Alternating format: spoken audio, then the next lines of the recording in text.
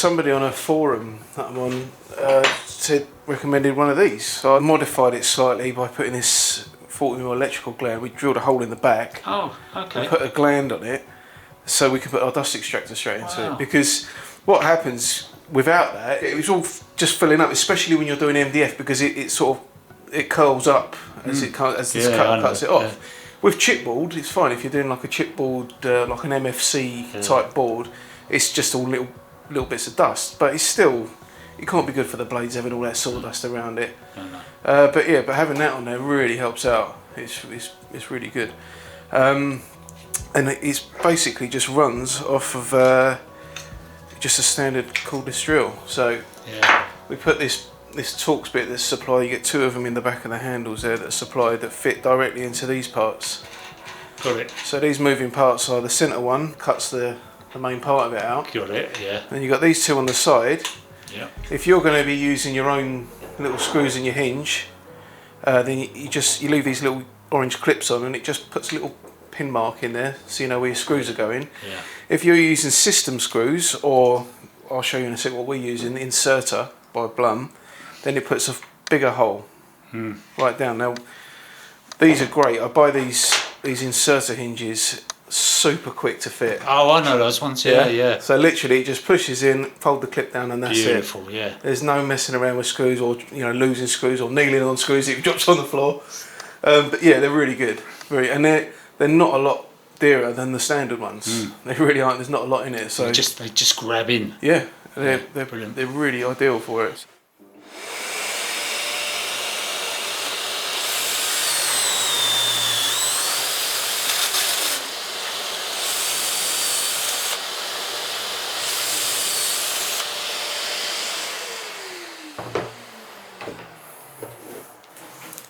A little bit left in there. So we get the hinge.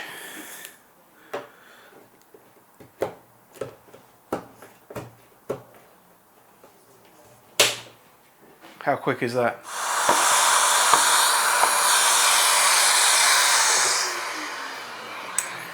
Okay. So I've marked all my hinge positions out already. So I just put it on the edge. There's a centre line here. Line that up, clamp it off.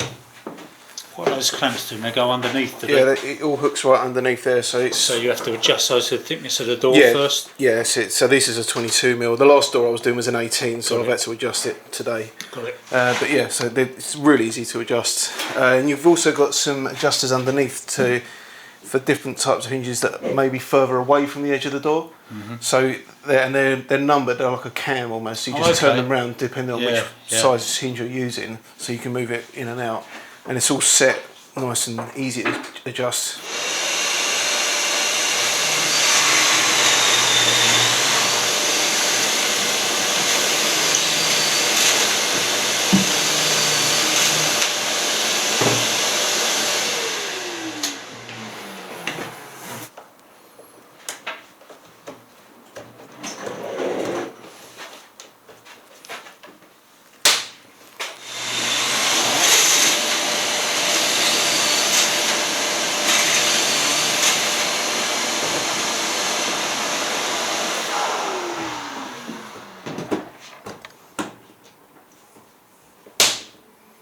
Done.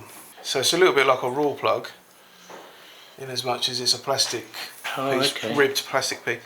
And when you click that forward, you see that? Just expands them out. Yeah, it just locks them totally in there. Got it. What's the degree? These are 110s. 170 degree hinge that they do. Yeah. Whichever one is the bigger one.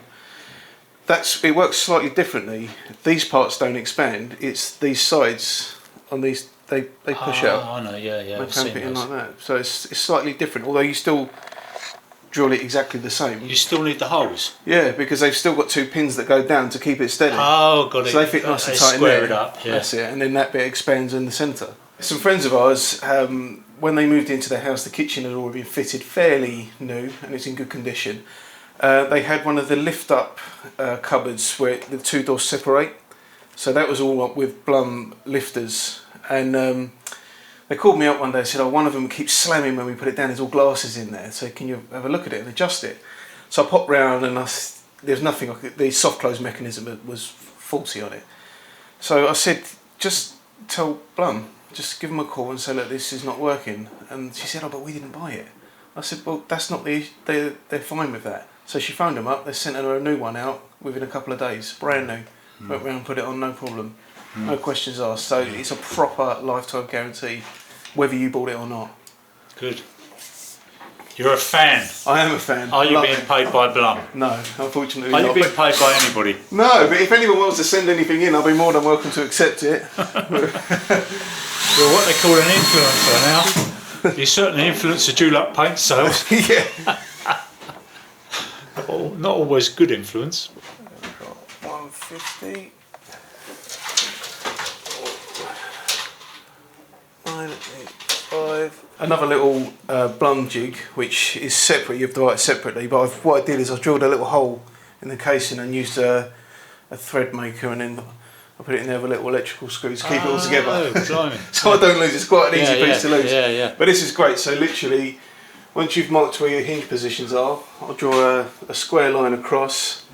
That piece fits in following the centre line, and you just mark with a little bradawl those two holes there. These are for different style mounting plates, but the type I'm using is the cruciform type, so I'll need these two holes here. So mark those two 5mm holes, and then the system screws or expando screws, I think I'm using on this one, will fit into that 5mm hole. And there's a similar way to the things. Once the screw gets tightened up, that expands, keeps it nice and tight in there. But that's set it perfectly for fitting in there, nice and tight, exact depth back, perfect. So the only thing that would worry me as a plumber is measuring up on that length. Is there any leeway at all? Because I saw you didn't use a rod or anything, you just used a tape. Yeah, well they're adjustable. Okay. This type, I've got this type, it's got the adjustment screw, so it will move them up and down. I think you get about almost 5mm. Do you? Yeah. Okay. The other type, they've got like the elongated holes here, so you just loosen both screws off and you can slide the mounting plate up and down. But there's enough scope. I mean, you don't have to be bang on with it. You could be, 1 or 2 mil out. Yeah. You want to try, which might be bang on for some people. You want to try and be bang on, don't you? But obviously, generally they go straight in. They clip straight on, and I don't often have to do much adjustment at all. I say that now, but let's see what happens.